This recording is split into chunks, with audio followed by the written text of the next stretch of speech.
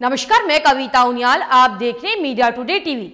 Iran की परमाणु deal जैसे जैसे पटरी पर लौट रही है, इजराइल की नींद उड़ती जा रही है। अभी तक इजराइल ईरान के परमाणु कार्यक्रम को रोकने के लिए पैंतरेबाजी का इस्तेमाल कर रहा था, लेकिन जैसे ही संयुक्त राष्ट्र की परमाणु इकाई के साथ ईरान की सहमति बनी, इजराइल खुलकर सामने आ गया और इजराइल के पूर्व प्रधानमंत्री बेंजामिन नेतन्याहू ने अमेरिका के राष्ट्रपति जो बाइडेन को खुली धमकी दे डाली है। आपको बता दें, संयुक्त राष्ट्र की सस्पेंशन टीम जो किसी भी देश के परमाणु केंद्रों की जांच करती है, उसने ये ऐलान कर दिया है कि हमारी ईरान के साथ सहमति बन गई है और ईरान बातचीत की मेज पर वापस लौटने को तैयार हो गया है।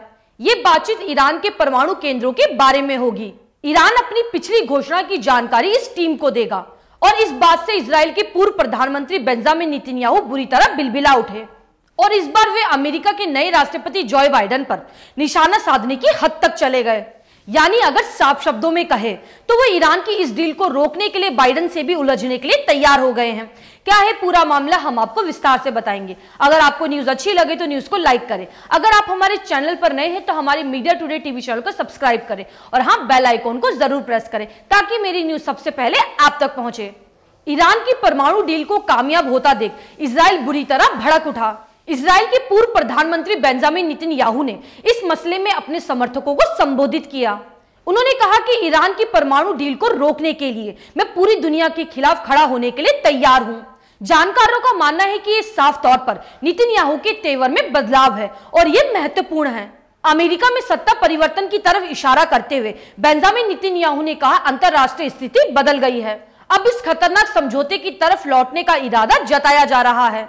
मैं अकेला व्यक्ति हूं जो इस मसले में पूरी दुनिया के खिलाफ अकेला खड़ा रहूंगा। इजराइल के राजनीतिक विश्लेषकों ने कहा है कि बेंजामिन नेतन्याहू ने इस बयान के जरिए अमेरिका के साथ साथ इजराइल की जनता को भी खास संदेश दिया है। इजराइल में चुनाव का माहौल है, इसी बीच बेंजामिन नेतन्याहू ने राष्ट्रीय सुरक्षा के मुद्दे पर सख्त रुख अपनाने का संकेत दिया है। उन्होंने कहा कि हमारे देश के लिए जो भी खतरा पैदा होगा उसके खिलाफ मैं कदम उठाने के लिए नहीं हिचकिचाऊंगा। विश्लेषकों ने कहा है कि अगर ये चुनावी जुमला है तब भी इससे बाइडेन प्रशासन को ईरान के मसले में कोई भी सकारात्मक कदम उठाने में मुश्किल पड़ सकती है।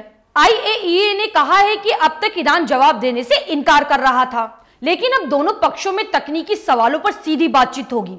ये बातचीत अप्रैल में शुरू होगी। इससे पहले ईरान ने फिर से परमाणु डील लागू करने के सवाल पर यूरोपीय यूनियन की तरफ से प्रस्तावित वार्ता में भाग लेने से इनकार कर दिया था। उसके बाद यूरोपीय यूनियन ने IAEA बोर्ड मीटिंग में ईरान के खिलाफ निंदा प्रस्ताव लाने का ऐलान किया था, लेकिन ताजा समझौते के बाद EU ने यह प्रस्ताव न लाने का फैसला किया है। इस सारे घटनाक्रम को सकारात्मक रूप में देखा जा रहा है। ईरान ने कहा कि अगर निंदा प्रस्ताव लाया गया तो वो IAEA के साथ हर प्रकार के सहयोग छोड़ देगा।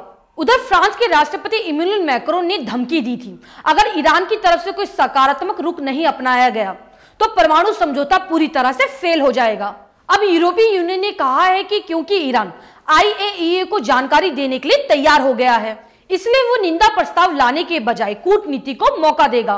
उधर ईरान के विदेश मंत्रालय ने कहा है कि ताजा घटना से कूटनीति की वह राह आगे बढ़ सकती है जिसकी शुरुआत ईरान और IAEA ने की है।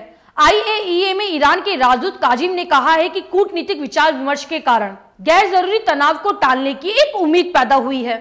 दरअसल ईरान के नजरिए में ताजा विवाद की वजह अमेरिका का वह फैसला है जिसमें अमेरिका ईरान से पाबंदियां हटाने को तैयार नहीं है, इसलिए ईरान ने IAEA के सस्पेंशन पर रोक लगा दी थी। लेकिन अब कूटनीतिक संभावनाएं एक बार फिर से खुल गई हैं। यूरोपीय यूनियन ईरान के खिलाफ निंदा प्रस्ताव से पीछे हट गया है और अब अमेरिका भी कुछ सकारात्मक कदम उठा सकता है, जिसको देखकर इजराइल के होश उड़ गए हैं और वो इस डील को रोकने के लिए अमेरिका को भी धमका रहा है। अब मिलेंगे अगली खबर के साथ। आपको मेरी ये न्यूज कैसी लगे मुझे कमेंट करके जरूर बताएं। शुक्रिया।